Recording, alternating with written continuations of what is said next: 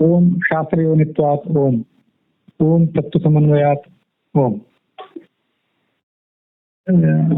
ಆಗಮ ಪ್ರಮಾಣದಿಂದ ವೇದ ಮೊದಲಾದಂತಹ ಪ್ರಮಾಣಗಳ ಮೂಲಕ ವಿಷ್ಣುವೇ ಸರ್ವಕರ್ತ ಎಂಬುದಾಗಿ ಸಿದ್ಧವಾಗಿದೆ ಹೊರತು ರುದ್ರಾದಿಗಳು ಸರ್ವಕರ್ತ ಎಂಬುದಾಗಿ ಸಿದ್ಧವಾಗಿಲ್ಲ ಅಂತ ಈ ಹಿಂದಿನ ಭಾಗದಲ್ಲಿ ಹೇಳಿದರು. ಅದಕ್ಕೆ ಒಂದು ಪ್ರಶ್ನೆ ಅದರ ಮೇಲೆ, ನನಗೂ ಇದಮ್ಮ ಸತ್ತು ನೀವು ಹೇಳಿದ್ದು ಉಚಿತ ಆಗ್ಲಿಲ್ಲ ಇದು ಅಂತ. ಯಾಕೆ ಅಂದ್ರೆ ರುದ್ರಾದೇಹಕ್ಕೆ ಆಗಮೋದಿತತ್ವೇನ, ವಿಷ್ಣು ಮಾತ್ರ ಆಗಮೋದಿತ ಆಗಿದ್ದಾನೆ ಅಂತ ನೀವು ಹೇಳುವುದು ಉಚಿತ ಅನ್ಸೋದಿಲ್ಲ. ರುದ್ರಾದಿಗಳು ಕೂಡ ಆಗಮದಲ್ಲಿ ಪ್ರತಿಪಾದಿತರೇ ಆಗಿದ್ದಾರೆ. ಆಗಮೋದಿತತ್ವೇನ ಪಾಶುಪತಾದಿನ ವ್ಯಾಖ್ಯಾನಾತ್, ಪಾಶುಪತಾಗಮ ಮೊದಲಾದ ಶಾಸ್ತ್ರಗಳನ್ನು ಓದಿದ್ರೆ, ಈಶ್ವರನ ಸರ್ವೋತ್ತಮತ್ವವನ್ನು ಪ್ರತಿಪಾದನೆ ಮಾಡ್ತಕ್ಕಂಥ ಶಾಸ್ತ್ರಗಳನ್ನ ನಾವು ಅವಲೋಕಿಸಿದ್ರೆ ಅಲ್ಲಿ ಆಯಾ ಆಗಮಗಳಲ್ಲೂ ಕೂಡ ಪೌರುಷೇಯವಾದ ಆಗಮಗಳಲ್ಲೂ ಈ ರುದ್ರನ ಸರ್ವೋತ್ತಮತ್ವ ಪ್ರತಿಪಾದಿತ ಆಗಿದೆ. ಅದಲ್ಲದೆ ಮೂಲ ಋಗಾದಿ ವೇದಗಳಲ್ಲೂ ಕೂಡ ಈಶ್ವರನ ಸರ್ವೋತ್ತಮತ್ವನೇ ಪ್ರತಿಪಾದಿತ ಆಗಿದೆ ಅನ್ನುವುದನ್ನ ಈ ಪೌರುಷೇಯ ಆಗಮಗಳಲ್ಲಿ ಪ್ರತಿಪಾದನೆ ಮಾಡಿದ್ದಾರೆ. ವೇದ ಏನ್ ಹೇಳ್ತದೆ ಅಂತ ಅನ್ನೋದನ್ನ ಬೇರೆ ಯಾರಾದ್ರೂ ವ್ಯಾಖ್ಯಾನ ಮಾಡಬೇಕು. ಹಾಗೆ ಇವರೆಲ್ಲರೂ ವ್ಯಾಖ್ಯಾನ ಮಾಡಿದ್ದಾರೆ. ಪಾಶುಪತ ಆಗಮಗಳನ್ನು ರಚನೆ ಮಾಡಿದವರಾಗ್ಲಿ ಮತ್ತೆ ಯಾರೇ ಆಗ್ಲಿ ಅದನ್ನೆಲ್ಲ ಋಗಾದಿ ವೇದಗಳಲ್ಲಿ ಪಶುಪತಿಯ ಸರ್ವೋತ್ತಮತ್ವ ಅಂತ ಹೇಗೆ ಪ್ರತಿಪಾದಿತ ಆಗಿದೆ ಅನ್ನೋದನ್ನ ಆ ಪಾಶುಪತಾದಿ ಆಗಮಗಳಲ್ಲಿ ಪ್ರತಿಪಾದನೆ ಮಾಡಿದ್ದಾರೆ.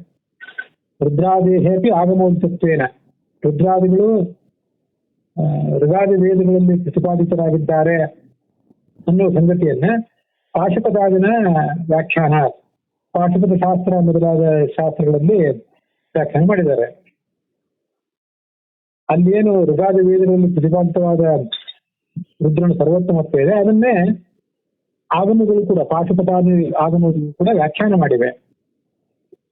ಆಗಮದಲ್ಲಿ ಏನಿದೆ, ಆಗಮ ಅಂದ್ರೆ ಇಲ್ಲಿ ರುದ್ರಾದೇಹಕ್ಕೆ ಆಗಮೋದಿತತ್ವ ಎಂಬಲ್ಲಿ ಆಗಮ ಅಂದ್ರೆ ಅದನ್ನೇ ಮುಂದೆ ಆಗಮೇತಿ ಅಂತ ತಗೊಂಡಿದ್ದಾರೆ. ಆಗಮ ಅಂದ್ರೆ ಋಗಾದಿ ವೇದಗಳು ಅಂತ ಅರ್ಥ. ಋಗಾದಿ ವೇದಗಳಲ್ಲಿ ರುದ್ರನ ಸರ್ವೋತ್ತಮತ್ವ ಎಲ್ಲಿ ಬಂದಿದೆ ಅಂದ್ರೆ ಏಕಏವ ರುದ್ರ ಇತ್ಯಾದಿ ಕಡೆಗಳಲ್ಲಿ ಬಂದಿದೆ. ಇತ್ಯಾದಿನ ಪ್ರತೀತೇಶ್ಚ ರುದ್ರಾದಿ ಅಪಿ ಆಗಮೋದಿತ ಅಸ್ತು. ಋಗಾದಿ ವೇದಗಳಲ್ಲಿ ಕೂಡ ಏಕಏವ ರುದ್ರ ಇತ್ಯಾದಿ ಮಾತುಗಳಿಂದ ಆ ರುದ್ರನ ಸರ್ವೋತ್ತಮತ್ವವನ್ನ ವರ್ಣನೆ ಮಾಡಿದ್ದಾರೆ. ಆದ್ರಿಂದ ರುದ್ರಾದಿ ಅಪಿ ಆಗಮೋದಿತ ಅಸ್ತು, ರುದ್ರ ಸ್ಕಂದ ಮೊದಲಾದ ದೇವತೆಗಳು ಕೂಡ ಆಗಮದಿಂದ ಪ್ರತಿಪಾದಿತರಾಗಿದ್ದಾರೆ ಅಂತ ಸಿದ್ಧವಾಗಲಿ. ಅದರಲ್ಲಿ ಏನು ಬಾಧಕ ಇದೆ? ಯಾಕೆಂದ್ರೆ ನೀವು ಹೇಗೆ ಸಮರ್ಥನೆ ಮಾಡ್ತೀರಿ ಅಂತ ಅನ್ನೋದನ್ನ ಈ ವಿಷ್ಣು ಸರ್ವೋತ್ತಮತ್ವವಾದಿಗಳಿಗೆ, ಭಗವಂತನ ಸರ್ವೋತ್ತಮತ್ವವನ್ನು ಹೇಳುವವರಿಗೆ ಅವರು ನೆನಪು ಮಾಡಿಕೊಡ್ತಾರೆ. ಪಾಂಚರಾತ್ರಾದಿನ ಆಗಮೋದಿತತ್ವೇನ ವ್ಯಾಖ್ಯಾನಾಥ ಆಗಮೇತಿ ನಾರಾಯಣ ಏವ ಇದಮಗ್ರ ಆಸೀತ್ ಇತ್ಯಾದಿನ ಪ್ರತೀತೇಶ್ಚ ಯಥಾ ವಿಷ್ಣುರೇವ ಆಗಮೋದಿತಃ ತದ್ವತ್. ಯಥಾ ವಿಷ್ಣುರೇವ ಆಗಮೋದಿತಃ, ವಿಷ್ಣುವೇ ಆಗಮದಲ್ಲಿ ಪ್ರತಿಪಾದಿತ, ಋಗಾದಿ ವೇದಗಳಲ್ಲಿ ಪ್ರತಿಪಾದಿತ. ತದ್ವತ್ ಅದರಂತೆ. ಅದು ಹೇಗೆ ಅಂದ್ರೆ ಪಾಂಚರಾತ್ರ ಮತ್ತೆ ಮಹಾಭಾರತ ಮತ್ತೆ ಮೂಲ ರಾಮಾಯಣ, ಭಾರತಂ ಪಂಚರಾತ್ರಂಚ ಮೂಲ ರಾಮಾಯಣ ತಥಾ ಇತಿಹಾಸ ಇತಿ ಪ್ರೋಕ್ತಂ. ಇತಿಹಾಸ ಪುರಾಣ ಅಂತ ಎರಡಿದೆ. ಪಂಚರಾತ್ರ ಆದಿನ ಎಂಬ ಶಬ್ದದಿಂದ ನಾವು ಪಂಚರಾತ್ರ, ಮೂಲ ರಾಮಾಯಣ ಮತ್ತೆ ಮಹಾಭಾರತ ಈ ಮೂರನ್ನು ತಗೊಳ್ಬೇಕು. ಈ ಮೂರು ಇತಿಹಾಸಗಳನ್ನು ತಗೊಳ್ಬೇಕು. ಹಾಗೆ ಬ್ರಾಹ್ಮಣದಂತೆ ಪುರಾಣಕಂ, ಭಾಗವತ, ಬ್ರಹ್ಮಪುರಾಣ ಮೊದಲಾದ 18 ಪುರಾಣಗಳು, ಅವುಗಳಿಗೆಲ್ಲರಿಗೂ ಪುರಾಣ ಅಂತ ಹೇಳ್ತಾರೆ. ಮೂಲ ರಾಮಾಯಣ ಮತ್ತೆ ಮಹಾಭಾರತ, ಪಂಚರಾತ್ರ ಇವೆಲ್ಲ ಕೂಡ ಇತಿಹಾಸ ಅಂತ ಹೇಳ್ತಾರೆ. ಅದರಿಂದ ಪಂಚರಾತ್ರಾದಿನ ಎಂಬ ಶಬ್ದದಿಂದ ಮೊದಲು ಮೂಲ ರಾಮಾಯಣ, ಮಹಾಭಾರತ ಇತ್ಯಾದಿಗಳನ್ನು ತಗೊಳ್ಬೇಕು, ಮತ್ತೆ ಭಾಗವತಾದಿ ಪುರಾಣಗಳನ್ನು ಕೂಡ ತಗೊಳ್ಬೇಕು. ಪಂಚರಾತ್ರಾದಿಗಳಲ್ಲಿ ಏನ್ ಹೇಳಿದ್ದಾರೆ ಅಂದ್ರೆ ಆಗಮೋದಿತತ್ವೇನ ವ್ಯಾಖ್ಯಾನ, ಆಗಮಗಳಲ್ಲಿ ಋಗಾದಿ ವೇದಗಳಲ್ಲಿ ಏನು ಪ್ರತಿಪಾದಿತ ಆಗಿದೆ ಅನ್ನುವುದನ್ನ ಪಂಚರಾತ್ರಾದಿಗಳಲ್ಲಿ ವಿವರಿಸಿದ್ದಾರೆ. ಈ ಇತಿಹಾಸಗಳ ಕೆಲಸ ಏನು, ಇತಿಹಾಸ ಪುರಾಣಗಳ ಕೆಲಸ ಏನು? ಇತಿಹಾಸ ಪುರಾಣಾಭ್ಯಾಂ ವೇದಂ ಸಮೂಹ ಬ್ರಹ್ಮಯೇ ವಿಧೇತ್ಯಲ್ಪಸುತಾದ್ವೇದ ಮಾಮಯನ್ ದೂಷಯೇತ್ ಇತಿ ಅಂತ ಇದು ಮಹಾಭಾರತದಲ್ಲಿ ಆದಿಪರ್ವದಲ್ಲಿ ಬರುವಂತ ಮಾತು. ಆಚಾರ್ಯ ಗೀತಾ ಭಾಷ್ಯದಲ್ಲಿ, ಗೀತಾ ತಾತ್ಪರ್ಯದಲ್ಲೆಲ್ಲ ಇದನ್ನ ಕೋಟ್ ಮಾಡಿದ್ದಾರೆ. ಋಗಾದಿ ವೇದಗಳು ಬಹಳ ಅಸ್ಪಷ್ಟ. ವೇದೋ ವದನ್ನತಿ ಹರಿಂ ನವಕ್ತಿ ಉತ್ತರಿಸಿತ್ತು. ಸ್ಪಷ್ಟವಾಗಿ ಹೇಳೋದಿಲ್ಲ ವೇದ, ಭಗವಂತನ ಪ್ರತಿಪಾದನೆ ಮಾಡ್ತದೆ ವೇದ. ಆದ್ರೆ ಕೇವಲ ವೇದಗಳನ್ನು ಓದಿದವರಿಗೆ, ಮಂದಬುದ್ಧಿಗಳಾದವರಿಗೆ ಭಗವಂತನ ಸರ್ವೋತ್ತಮತ್ವ ತಿಳಿಯೋದಿಲ್ಲ. ಅದಕ್ಕಾಗಿ ಪಂಚರಾತ್ರಾದಿಗಳ ಮೂಲಕ, ಇತಿಹಾಸ ಪುರಾಣಗಳ ಮೂಲಕ ವೇದದ ಅರ್ಥವನ್ನು ಕಂಡುಕೋಬೇಕು ಅಂತ ಒಂದು ಮುಖ್ಯವಾದ ಗೈಡ್ಲೈನ್ ಇದೆ. ಕೇವಲ ವೇದಗಳ ಮೂಲಕ ನಮಗೇನೋ ಅರ್ಥ ಆಗೋದಿಲ್ಲ. ಇತಿಹಾಸ ಪುರಾಣಾಭ್ಯಾಮ ವೇದದ ಅರ್ಥವನ್ನ ನಾವು ಸಪೋರ್ಟ್ ಮಾಡಿಕೊಳ್ಬೇಕು ಮತ್ತು ಕಂಡುಕೊಳ್ಬೇಕು ಅಂತ ಅರ್ಥ. ಆದ್ರಿಂದ ಆಗಮದಲ್ಲಿ ಏನ್ ಪ್ರತಿಪಾದಿತ ಅನ್ನೋದನ್ನ ಪಂಚರಾತ್ರ ಹೇಳ್ಬೇಕು. ಪಂಚರಾತ್ರ, ಮಹಾಭಾರತ, ಮೂಲ ರಾಮಾಯಣ, ಪುರಾಣಗಳೆಲ್ಲ ಹೇಳ್ಬೇಕು. ಹೀಗೆ ವ್ಯಾಖ್ಯಾನಾತ್ಮಕ ವಿವರಿಸ್ಬೇಕು. ಹೀಗೆ ಪಂಚರಾತ್ರ ಮತ್ತೆ ಮಹಾಭಾರತ ಇತ್ಯಾದಿಗಳು ಇದನ್ನು ಸ್ಪಷ್ಟವಾಗಿ ಹೇಳ್ಬೇಕು. ಆಗಮದಲ್ಲಿಯೂ ಕೂಡ ನಾರಾಯಣ ಏವೇದಮಗ್ರ ಆಸೀತ್ ನ ಬ್ರಹ್ಮ ಮತ್ತೆ ಶಂಕರ ಇತ್ಯಾದಿ ಬೇರೆ ಬೇರೆ ವಾಕ್ಯಗಳೆಲ್ಲ ಕೇಳಿ ಬರ್ತವೆ. ಇದು ಋಗಾದಿ ವೇದಗಳಲ್ಲೇ ನಾರಾಯಣ ಉಪನಿಷತ್ನಲ್ಲೇ ಬರುವಂತ ಮಾತಿದೆ. ನಾರಾಯಣ ಪರಂ ಬ್ರಹ್ಮ ನಾರಾಯಣ ತತ್ವಂ ನಾರಾಯಣ ಪರಂ ಇತ್ಯಾದಿ ಕಡೆಗಳಲ್ಲಿ ಮತ್ತೆ ನಾರಾಯಣ ಏವ ಇದಮಂತ್ರ ಆಸೀತ್, ಎಲ್ಲದಕ್ಕಿಂತ ಮುಂಚೆ ನಾರಾಯಣನೇ ಇದ್ದ.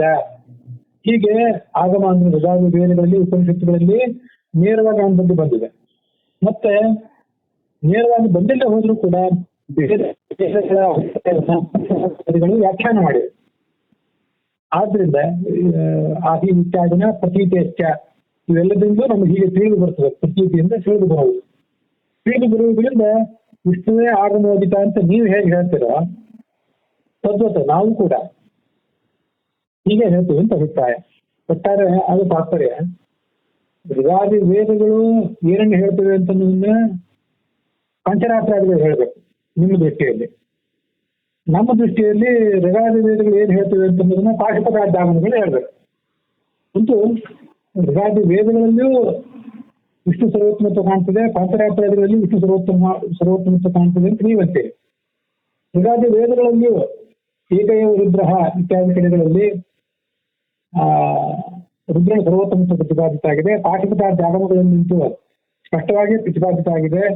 ವೇದಾರ್ಥವನ್ನು ಹೇಗೆ ಮಾಡಬೇಕು ಅಂತ ಪಾಶುಪತಾಗಮ ತೋರಿಸ್ಕೊಡ್ತೀವಿ ಅಂತ ನನ್ನ ಅಭಿಪ್ರಾಯ. ನೀವು ವಿಷ್ಣುವನ್ನೇ ಆಗಮೋದಿತ ಅಂತೀರಿ, ಅದರಂತೆ ನಾವು ಕೂಡ ರುದ್ರನೇ ಆಗಮೋದಿತ ಅಂತ ಯಾಕೆ ಹೇಳಬಾರ್ದು? ಏವಂಚ ಹಾಗಾದ್ರೆ ಒಂದು ಸಂಶಯ ಬರ್ಬೋದು, ಇಬ್ರು ಸರ್ವೋತ್ತಮ ಆಗೋದು ಹೇಗೆ? ಇಬ್ಬರಿಗೂ ಮೂಲ ಒಂದೇ, ವೇದಾದಿಗಳೇ ಮೂಲ. ಯಾರು ಸರ್ವೋತ್ತಮ ತೀರ್ಮಾನಿಸುವುದು ಹೇಗೆ ಅಂದ್ರೆ ದ್ವಯೋರಪಿ ಕಾಲಭೇದೇನ ಅಸ್ತು ಸರ್ವಕರ್ತೃತ್ವ. ಒಂದು ಕಾಲದಲ್ಲಿ ರುದ್ರ ಸರ್ವಕರ್ತ, ಮತ್ತೊಂದು ಕಾಲದಲ್ಲಿ ವಿಷ್ಣು ಸರ್ವಕರ್ತ ಅಂತ ಆಗಲಿ. ದ್ವಯೋಪಿ ಏಕದೇಶೇನ ಆಗಮೋದಿತಂಚ ಅಸ್ತು. ಹಾಗೇನೆ ಕಾಲಭೇದೇನ ಒಬ್ಬ ಸರ್ವಕರ್ತ, ಅವನೇ ಸರ್ವೋತ್ತಮ, ಈ ಕಾಲದಲ್ಲಿ ಇವನು ಸರ್ವೋತ್ತಮ, ಆ ಕಾಲದಲ್ಲಿ ಅವನು ಸರ್ವೋತ್ತಮ ಅಂತ ಹೀಗೆ ವ್ಯಾಖ್ಯೆ ಮಾಡೋಣ. ಮತ್ತೆ ಆಗಮದ ಪ್ರತಿಪಾದನೆ ಏನು? ಆಗಮದ ತಾತ್ಪರ್ಯ ಏನು ಅಂದ್ರೆ ಆಗಮ ದ್ವಯೋಪಿ ಏಕದೇಶೇನ, ಏಕೈಕ ದೇಶೇನ, ಒಂದು ಭಾಗದಲ್ಲಿ ಇವನು ಪ್ರತಿಪಾದಿತ, ಮತ್ತೊಂದು ಭಾಗದಲ್ಲಿ ಮತ್ತೊಬ್ಬ ಪ್ರತಿಪಾದಿತ. ಹೀಗಾಗಲಿ. ಹೀಗೆ ಆಗಮಗಳ ತಾತ್ಪರ್ಯ ಏನು ಅಂತ ಅನ್ನೋದನ್ನು ನಾವು ತೀರ್ಮಾನ ಮಾಡಿದಂತಾಯ್ತು. ಸರ್ವಕರ್ತೃತ್ವವನ್ನು ತೀರ್ಮಾನ ಮಾಡಿದಂತಾಯ್ತು. ಕಾಲಭೇದೇನ ಸರ್ವಕರ್ತೃತ್ವ ಅಂತ ಹೀಗೆ ಹೇಳಿಕ್ ಬರ್ತದೆ. ಅದರಿಂದ ವಿಶ್ವೇ ಸರ್ವೋತ್ತಮ ಅಂತ ಹೇಗೆ ಹೇಳ್ತೀರಿ ಅಂತ ಅದರ ಅಭಿಪ್ರಾಯ. ಮತ್ತೆ ಇದ್ರ ಜೊತೆ ನಾವು ಇನ್ನೂ ಒಂದು ಪ್ರಶ್ನೆಯನ್ನು ತಗೊಳ್ಬೇಕು. ಈಗ ಇವ್ರು ಮಾಡಿದ ಪ್ರಶ್ನಕ್ಕೆ ಅಭಿಪ್ರಾಯ, ರುದ್ರ ಅಂತ ಒಬ್ಬ ಬೇರೆ ವ್ಯಕ್ತಿ ಇದ್ದಾನೆ, ವಿಷ್ಣು ಅಂತ ಒಬ್ಬ ಬೇರೆ ವ್ಯಕ್ತಿ ಇದ್ದಾನೆ. ಕಾಲಭೇದೇನ ಅರ್ಥಾತ್ ಒಂದು ಕಾಲದಲ್ಲಿ ವಿಷ್ಣು ಸರ್ವೋತ್ತಮ, ಮತ್ತೊಂದು ಕಾಲದಲ್ಲಿ ರುದ್ರ ಸರ್ವೋತ್ತಮ. ವೇದಗಳಲ್ಲಿ ಒಂದು ಭಾಗದಲ್ಲಿ ಪ್ರತಿಪಾದಿತಾಗಿದೆ, ಮತ್ತೊಂದು ಏಕದೇಶದಲ್ಲಿ ರುದ್ರನ ಪ್ರತಿಪಾದಿತಾಗಿದೆ ಅಂತ ಹೀಗೆ ಯಾಕೆ ಹೇಳಬಾರ್ದು? ಇಚ್ಛತೆ ಉತ್ತಮ. ಅದಕ್ಕೆ ಮುಂದೆ ಉತ್ತರವನ್ನು ಸಮನ್ವಯ ಮುಂದೆ ಕೊಡ್ತಾ ಇದ್ದಾರೆ. ಈಗ ಇದ್ರ ಜೊತೆ ಮತ್ತೊಂದು ತಿಳ್ಕೋಬೇಕು. ರುದ್ರ ಅಂತ ಒಬ್ಬ ವ್ಯಕ್ತಿ, ವಿಷ್ಣು ಅಂತ ಒಬ್ಬ ವ್ಯಕ್ತಿ ಬೇರೆ ಬೇರೆ ಇಲ್ವೇ ಇಲ್ಲ. ಇರೋ ಒಬ್ಬನೇ ವ್ಯಕ್ತಿ, ಬೇರೆ ಯಾರು ಇಲ್ವೇ ಇಲ್ಲ ಅಂತ. ಆ ಒಬ್ಬನೇ ವ್ಯಕ್ತಿ ಹೆಸರು ಏನ್ ಬೇಕಾದ್ರೂ ಕರೆಯಿದೆ. ಅದನ್ನ ಬಿಟ್ರೆ ಲಕ್ಷ್ಮಿ, ಬ್ರಹ್ಮ, ರುದ್ರ, ಸ್ಕಂದ, ಗಣಪತಿ ಇತ್ಯಾದಿ ಯಾರು ಇಲ್ಲವೇ ಇಲ್ಲ. ಅದು ಒಂದು ಅಂತ ಒಂದು ವಾದವನ್ನು ಮಾಡುವವರು ಇದ್ದಾರೆ. ಬೇರೆ ದೇವತೆಗಳನ್ನು ಒಪ್ಪಿ ಅವರೆಲ್ಲರಿಗಿಂತ ವಿಷ್ಣು ಸರ್ವೋತ್ತಮ ಅಂತ ಹೇಳಿದ್ರು ಕೆಲವರು. ಎಲ್ಲಾ ಬೇರೆ ದೇವತೆಗಳನ್ನು ಒಪ್ಪಿ ಅವರೆಲ್ಲರಿಗಿಂತ ರುದ್ರನೇ ಸರ್ವೋತ್ತಮ ಅಂತ ಹೇಳಿದ್ರು ಇನ್ನು ಕೆಲವರು. ಇವರಿಬ್ಬರು ನಡುವೆ ವಾದ ನಡೆದಿದೆ.